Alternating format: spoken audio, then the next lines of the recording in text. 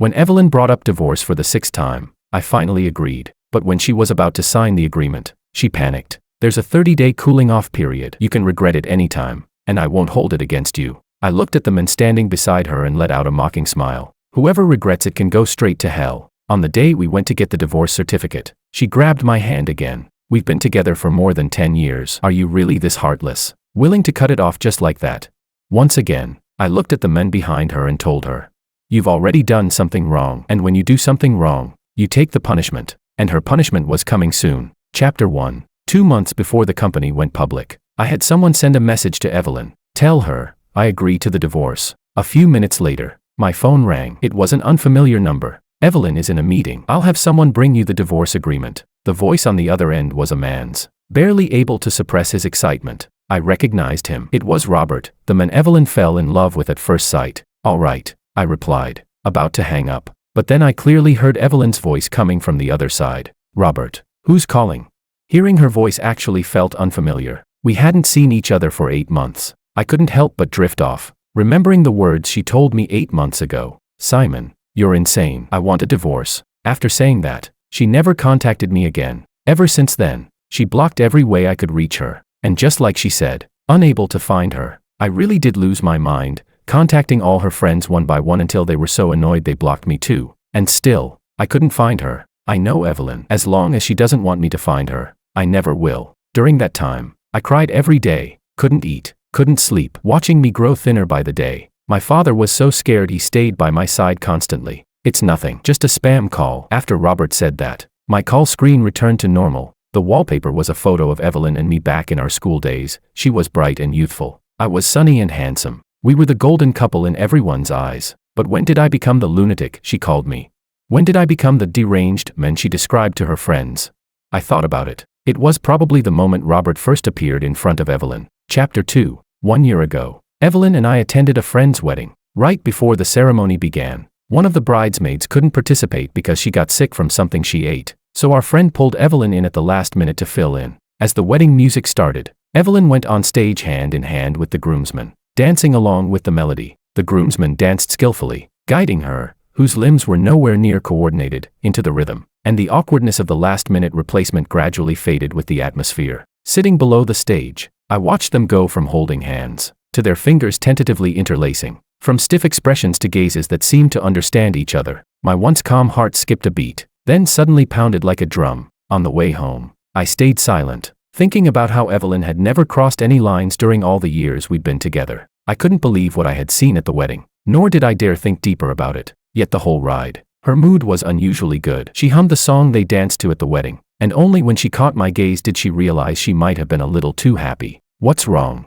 Perhaps sensing my displeasure, she asked nervously, are you still feeling unwell?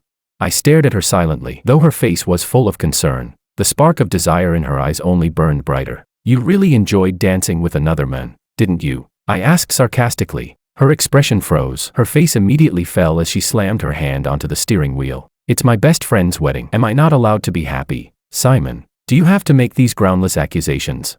Groundless accusations?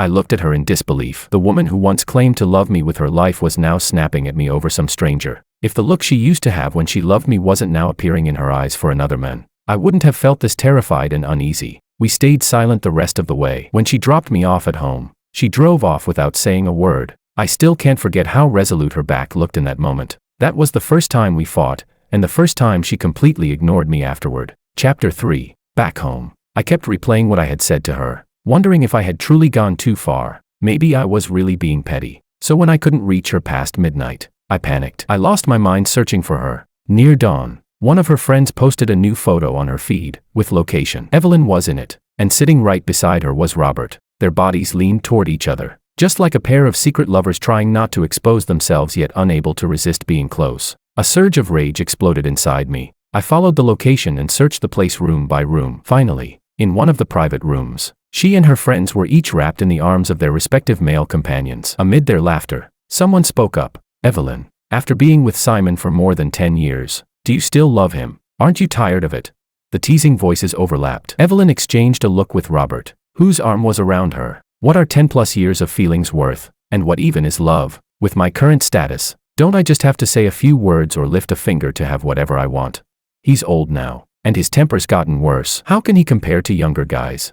After saying that, she gazed at Robert with affection and lifted her head to kiss him. They kissed passionately, like lovers who had been forcibly separated and finally reunited despite society's judgment. The world spun around me. The woman I had loved for more than 10 years was, at that very moment, abandoning her own husband and kissing another man. My fists clenched tight. At the height of their heated kiss, I shoved the door open, grabbed a wine bottle from the table, and smashed it toward Robert's head. The sudden attack terrified everyone in the room. They froze, too shocked to care about Robert clutching his bleeding head. So what am I to you? Just another piece in your game.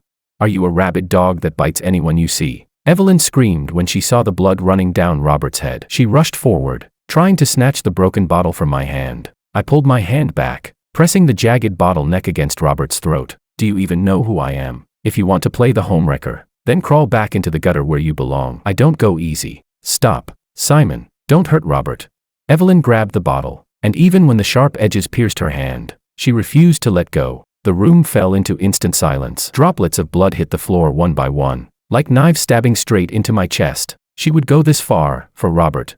Chapter 4. All of this felt like a dream. I loosened my hand, dazed and powerless, unable to believe what I had just seen was real. Robert held Evelyn's injured hand, his voice trembling with worry as he shouted, "We need to get to the hospital."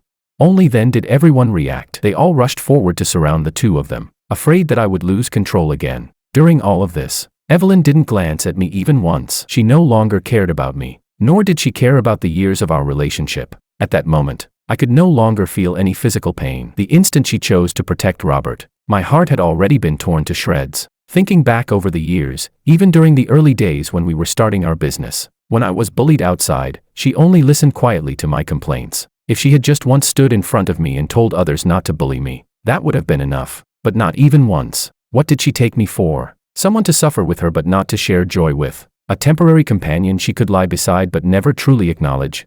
She must not have a heart. Otherwise, after all these years, even if she didn't love me anymore, just for the sake of our shared history, she wouldn't have thrown me aside like this. That night, I collapsed on the ground, clutching my injured waist in agony. When she learned that my old injury had relapsed, she didn't feel even a shred of guilt. Standing by the hospital bed, she spoke lightly. "I told you long ago, if your back wasn't healed, stop trying to act tough. No one forced you to save me. I really don't know why you insist on pretending to be some tough guy in front of others." She was telling the truth. She didn't force me. It was voluntary, blocking the car for her. Everything was voluntary. But hearing her say something so heartless, I finally lost all rationality and lunged at her like a madman. My hands clamped viciously around her neck. She struggled fiercely and pushed me away. Standing over me by the hospital bed, she glared down and spat out her demand for a divorce. "Simon, you're a lunatic. I'm divorcing you." I froze. My eyes instantly reddened. She actually wanted to leave me. So it's true, love appears in an instant, and disappears in an instant. Chapter 5. A knock on the door pulled me back to reality. It was someone Evelyn had sent to deliver the divorce agreement. I skimmed through it quickly. Aside from all existing properties being allocated to me, nothing else was mentioned regarding asset division. She did own several properties, and on the surface this seemed favorable to me. But compared to the shares she was about to have once the company went public, it was practically the same as being left with nothing. The company grew because of our joint efforts. It was only after my injury that I handed full control over to Evelyn, and now she wanted to kick me out so quickly. I couldn't believe how eager she was to burn the bridge after crossing it. I gathered our household registration booklets, our marriage certificate, and the divorce agreement, then went straight to the company to find Evelyn. I hadn't been to the company in a year, and all the employees had been replaced. When I walked in, the receptionist called 2 security guards to block me at the entrance. "I'm here to see Evelyn. Call her out." "Sorry, sir. Our boss is currently having lunch with her husband." The receptionist lifted her chin, and from her tone and the way she looked at me, it was as if I were some homewrecker causing a scene. Having lunch with her husband? I laughed coldly. So Evelyn was openly introducing Robert to the company as her husband. She was in such a rush. Did she forget that she still had a legal marriage with me? One that was still very much in effect. "Call Evelyn. Tell her Simon is looking for her." Hearing the firmness in my voice, the receptionist and security guards exchanged looks before the receptionist took her phone and stepped aside to make the call. A while later, Evelyn returned, with the tall and upright Robert following behind her. He placed a protective arm around Evelyn's shoulders, looking as if he were shielding a delicate treasure. The moment Evelyn saw me, her steps faltered. She subtly shrugged off Robert's arm and walked toward me. "What is it?" I handed her the divorce agreement. "I don't agree with the asset division written here." Chapter 6. What asset division? She frowned and questioned me. I froze for a second, then opened the page on the divorce agreement where the asset division was written and handed it to her again. You didn't even mention the company shares. Evelyn took it in surprise. After reading it over, she turned her head toward Robert behind her. She didn't speak, but the atmosphere was deathly silent. At that moment, it was obvious whose idea the original divorce agreement had been. Lowering his head, realizing he couldn't hide anymore, Robert tightened his grip on Evelyn's wrist and spoke hoarsely. You said he used the kid to tie you down. Now that he's willing to sign the divorce agreement, I thought we should cut things clean quickly so nothing unexpected happens. Evelyn fell for it instantly. Just moments ago, she had looked sharp and cold, but now her fingertips brushed over the back of his hand as her voice suddenly softened. Silly thing, why are you crying? For a moment I felt disoriented, as if I had returned to our school days, when we were secretly dating and got caught by the discipline director. Our names broadcast across the whole school. I had been hiding in the equipment room, crying in the corner, and she kicked open the door, brushed her fingers over the back of my hand the same way, and stuffed tissues into my palm. Why are you crying? Later, when our startup crashed and burned, she squatted in the office surrounded by failed contracts and repeated the same line. It's nothing. It'll be fine. I used to think she only talked that way to me, never expected Robert to be the one she coddled like this. I laughed at myself. The love I once thought was solid as rock turned out to be worthless in the face of her so-called love at first sight. Evelyn turned to look at me, her eyes dark and unreadable. After a few seconds, she said, "Come to my office." She pulled out another agreement from the drawer. The asset division in this one included an additional 30% of company shares. I froze for a moment, then let out a cold laugh. So the divorce wasn't just something she said in anger, it wasn't entirely Robert's idea either. I exhaled slowly and was just about to sign when a hand stopped me. Are you really going through with the divorce? Her brows faintly knitted. I couldn't help but laugh. She was the one asking for a divorce. Why was she turning the question back on me? Since the moment you met Robert, you've had someone bring up divorce to me 6 times. She froze and said, impossible. Chapter 7. Evelyn paused, her lips moving slightly before she finally spoke. Simon, life is meant to be lived, not counted. I didn't even know I asked 6 times, yet you remember so clearly. I was speechless. Every time she brought it up, it was like a knife stabbing into me. Each time nearly took half my life. How could I possibly forget? Seeing I wasn't moved, she still refused to lift her hand from blocking me. You really don't want anything else? She kept confirming. No. Convert the shares into cash. As long as I had money, I could start over again. As for everything else, the adulterous pair could enjoy it themselves. This weekend, let's go see Dad together. If he agrees, I'll let you sign. My hand trembled, tears falling uncontrollably as my body shook. Filled with rage, I raised the pen and stabbed it into the back of her hand. She yelped from the pain and let go instantly. I swiftly signed the agreement and walked out of her office. I'll wait for you at the Civil Affairs Bureau. When everything was done, I kept the receipt, planning to return after the 30-day cooling-off period. Evelyn followed silently behind me without saying a word. When I opened the car door, she stepped forward and grabbed my hand. What made you suddenly agree to the divorce? I shook off her tight grip and ignored her. What a bullshit question. You should at least tell me the reason. Simon, she insisted. The reason? Evelyn, you're really good at pretending to be oblivious. I looked at Robert behind her. It's because you couldn't control yourself, because you brought up divorce again and again, because you allowed your lover to humiliate me in public.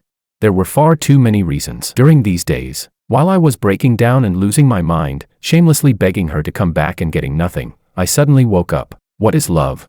What do more than 10 years of feelings even mean? According to Evelyn, they were things she could get just by saying a few words or curling a finger, and now the man she was cheating with was standing behind her. Yet she had the nerve to ask why I wanted a divorce.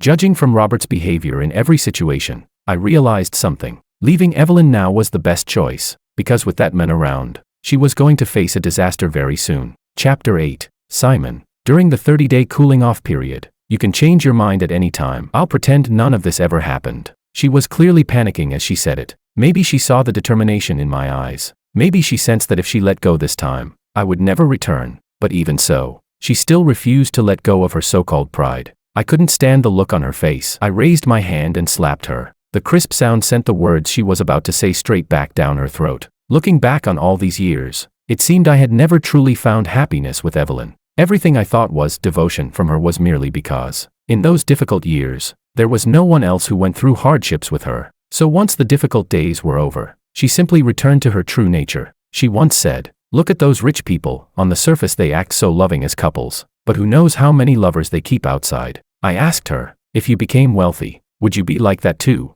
She was stunned for a moment, then burrowed into my arms and said, "How could I? I'll always love you." I trusted her too much. I actually believed she was different from others, believed she would always love me. So much that I ignored the guilt and hesitation that flashed through her eyes when she said those words. I thought that after all our years together, sharing hardships and building everything from scratch, our bond would be stronger than anyone else's. Even after discovering she was with Robert, I still held onto a tiny shred of hope that she might return. I was wrong to trust her, wrong to trust every lie that came out of her mouth. These memories were too painful. I didn't want to fall into them again. All I wished for was to escape this swamp of a marriage as fast as possible. I had the ability. Why should I stay beside a woman who betrayed me for the rest of my life? Evelyn held her face, staring at me in disbelief. Behind her, Robert rushed forward, lifting his hand to strike me, but Evelyn grabbed him before he could. "Don't you dare hurt him." The scene was almost identical to before, same people. Only the roles had reversed. "Evelyn, don't stop me, he hit you." Robert was furious, wanting to hit me with his other hand. But Evelyn shot him a look that froze him in place. He snorted and turned away angrily. "Simon, you weren't like this before. You never got angry because of another man. Don't worry, as long as you don't divorce me, I can let everything go. You're forgetting, back when we were building the business, those bosses." In her panic, she blurted out truths she had never admitted before. "So you do remember it was the two of us who built the company?" I roared, slapping her again. "I helped you build your career, not so you could become shameless, not so you could cheat, not so you could get yourself a lover. My father sold his house to support us, sold every keepsake my mother left. He even baked under the summer heat and froze in the winter to help you do product research.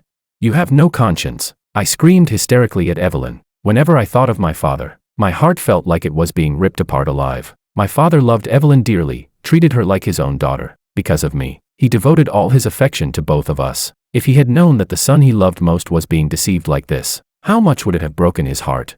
"I'll buy the house back. I'll buy back your mother's belongings. I'll return everything. Okay." Evelyn clutched my hand tightly, refusing to let go. Her tone was somewhere between begging and a last desperate cry. "It's too late. Everything is too late."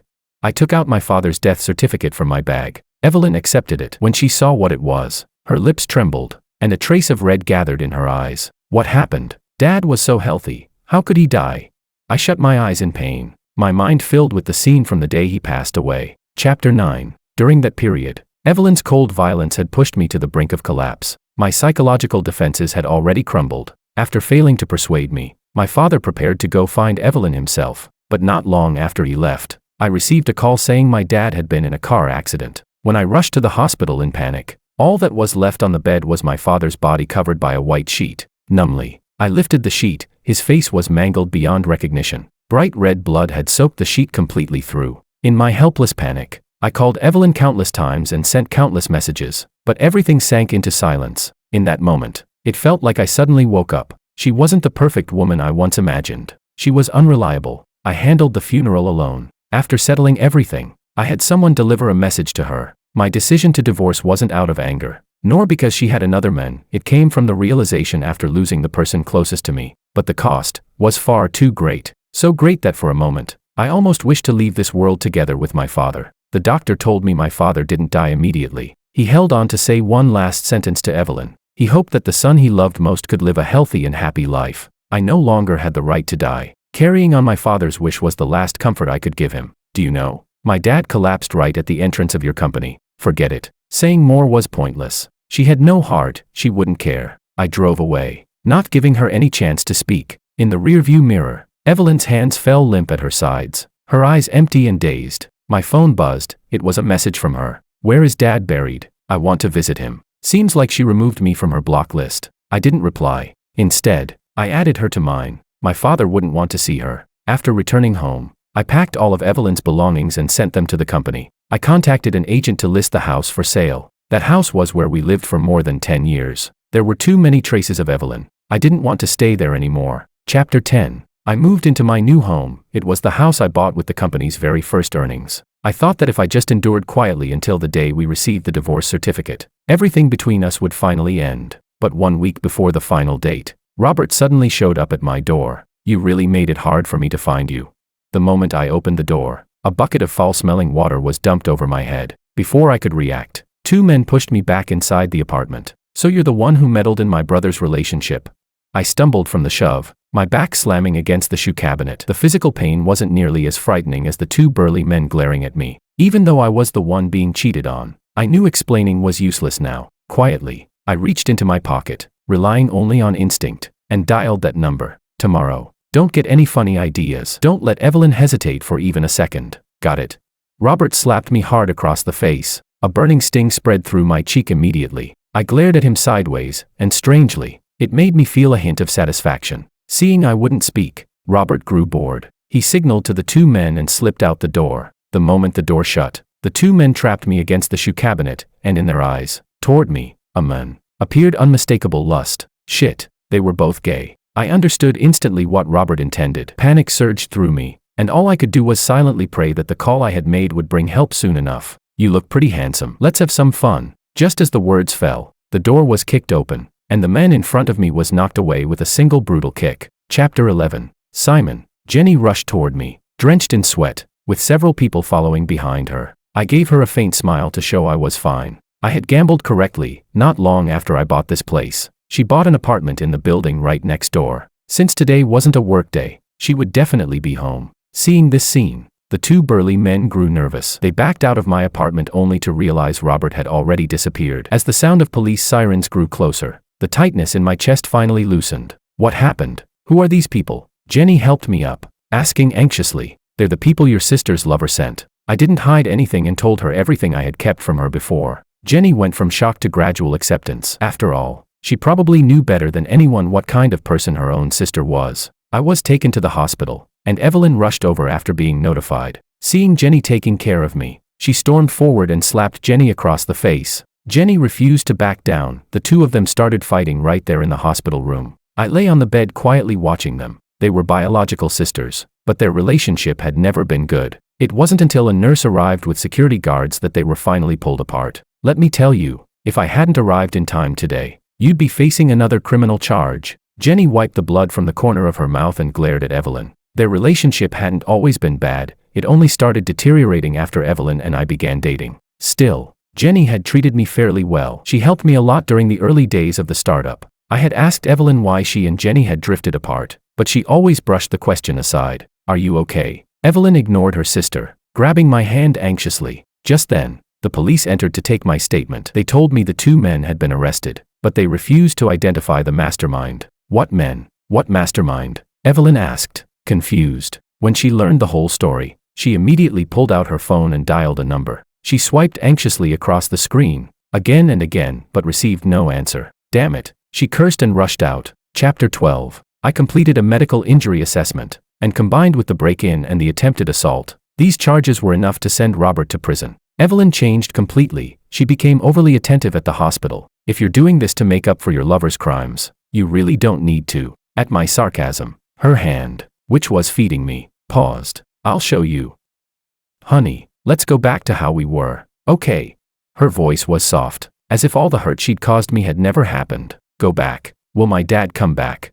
Evelyn, if my dad could come back, I would go back with you and let the past go. She threw her arms around me, her voice trembling. I was wrong. I was wrong. I'll do anything if you'll just forgive me, I sneered. Then give the company back to me and tell me where Robert is hiding. How about that? I wasn't sure whether it was the mention of the company or Robert's name that struck her nerve. She shot to her feet, her facial muscles twitching unnaturally, her voice sharpening with anger. Do you love money that much? You don't care about our years together. Of course I love money. Didn't you become wealthy and then throw away our years of relationship just like that?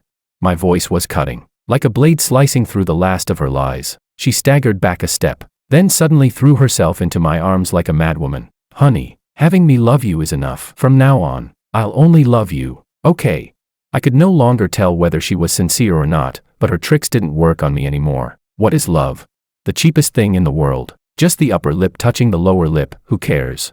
Forget it. Keep that cheap love for yourself, whether it's the company or Robert. You won't be able to protect either of them. I pushed her away, curling my lips into a solemn smile. I wanted her to understand. When you do something wrong, you take the punishment, and her punishment was about to begin. Chapter 13. Actually, on the second day after our first visit to the Civil Affairs Bureau, I contacted the employees Evelyn had kicked out. These were the very first people who built the company with me from the ground up. After my injury, Evelyn used all kinds of excuses to force them out. Once I reached them, they all said they were willing to work with me again. At the same time, one employee revealed a piece of information. It was Robert's idea to get rid of them. And now most of the company's staff were Robert's relatives and old classmates. I was stunned. I had always thought Evelyn and Robert's love at first sight happened at that wedding. Turns out they had already been secretly involved long before that. No wonder at the wedding they seemed suddenly familiar, suddenly interlocking fingers so naturally. And no wonder when I went to the company, the employees only acknowledged Robert as her husband. So everything was orchestrated by the two of them. I clenched my fists. After the moment of helplessness passed, I could only laugh at myself. But none of this changed the fact that I intended to take revenge. After being discharged from the hospital, I rebuilt the company, collected evidence, and on the day we finalized the divorce certificate, I prepared a grand gift for Evelyn. Just as the official seal was stamped, her phone rang. After answering, she looked at me with blame and fury. "Did you report it?" Evelyn grabbed my collar angrily. I didn't answer. I simply looked at her with a meaningful gaze. Since Robert's people had infiltrated the company, he would inevitably have had contact with the company's finances. Originally, the finance team was hired with a high salary by me, and Robert had driven them out too. Evelyn never handled this part of the company, so as long as I made a phone call to the tax bureau, whether there were problems or not, that was no longer my concern. My shares had already been cashed out for me. Even if the finances were clean, news like this would affect the company's listing. She lost all strength and let go of my collar, mumbling, "We built this company together. You're really ruthless. But you handed the company I worked so hard to build straight to Robert." I turned my head toward her. She froze, her eyes confused. "Robert has already been arrested. As for the company, just wait for the investigation results." Holding my divorce certificate, I walked away without looking back. Chapter 14. My work at the company progressed smoothly. Compared to the hardships of starting a business more than 10 years ago, everything now was practically effortless. Everything was slowly falling back into place. Evelyn's company was investigated for tax issues, and the plan to go public fell apart. Robert's family background was decent, and his parents came to me multiple times hoping for reconciliation. With both sides' lawyers present, we met once. He sat there nervously, all the former confidence gone. When he saw me, his eyes brightened with hope. "Simon, I was wrong. I'm willing to pay you however much you want, just please sign the letter of forgiveness. Those two were my cousins. I lied to them. If I go to prison because of this, my family won't survive. Please, I'm begging you." Like someone grabbing at a lifeline, he dropped to his knees trembling uncontrollably. "You really think I need your money, or that I'm easy to talk to? Where was all this humility when you were encouraging them to hurt me?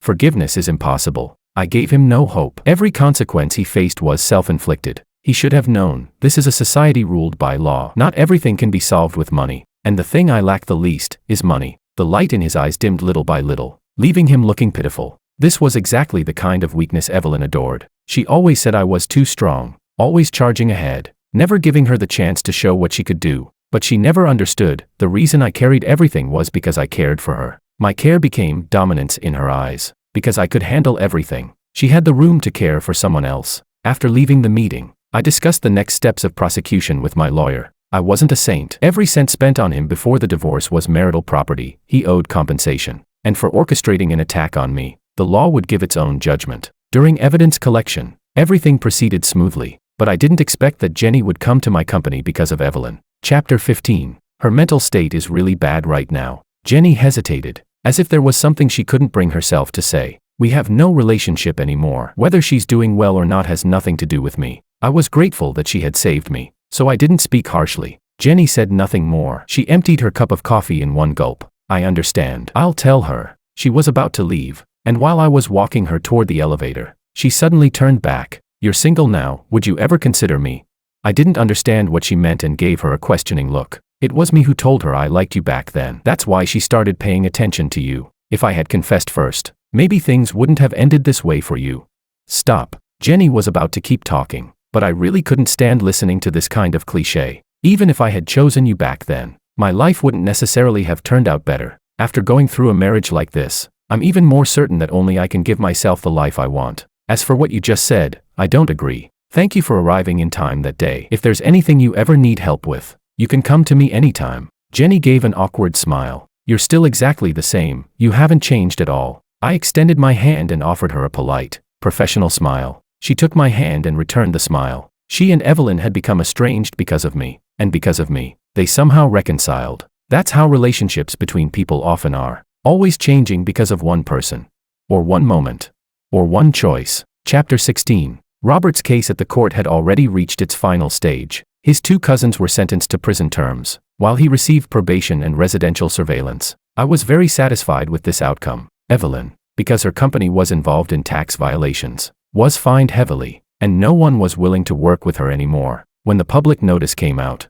I had just gotten off work. Our accountant, Pilar, called me over to look at the news. This is the consequence of betrayal. No, the lesson is that following the law and paying taxes properly is what makes someone a good citizen. After reading it, I corrected her. Pilar nodded rapidly. Right, you're absolutely right. I started the car, and the moment the headlights lit up, a dark figure stood right in front of it. Looking closely, I realized it was Evelyn. Her lips were dry, her eye sockets sunken, her gaze empty. In just 2 months, she looked like a completely different person. I honked, but she didn't move at all. We stared at each other like that for nearly 2 minutes, until Pilar rolled down the window and shouted, "Good dogs don't block the way.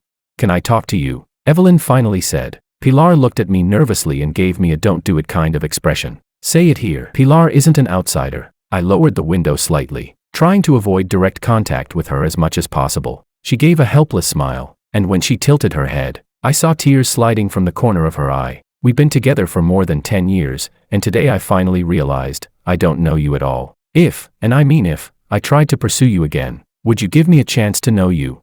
I'll make it up to you. We can still have our own child in the future. Evelyn was breathing rapidly as she spoke, her face pressed against the car window, desperate to hear a positive answer from me. It takes countless days and nights for people to build a relationship, but resetting everything takes only a single instant. Between you and me, there is no trust left. Evelyn, I agreed to divorce you not to give you a second chance, but because I finally let go. I rolled the window up, giving her no more chances to speak. Regret that comes too late is nothing more than an illusion, unreal and meaningless. In this relationship, I was betrayed, humiliated, and abandoned. I had been passionate, had gone mad, and had calmed down. What truly killed this relationship were her actions, each moment enough to cut me apart piece by piece. Well done. I thought you might go soft. Pilar patted my shoulder, still looking like she had just had a scare. I smiled at her. How could I possibly go soft? The relationship part was over, but the other matters. I hadn't even started. Driving out of the underground parking lot, a streak of sunset painted the exit in red. I glanced at Pilar. "See, our company is going to shine."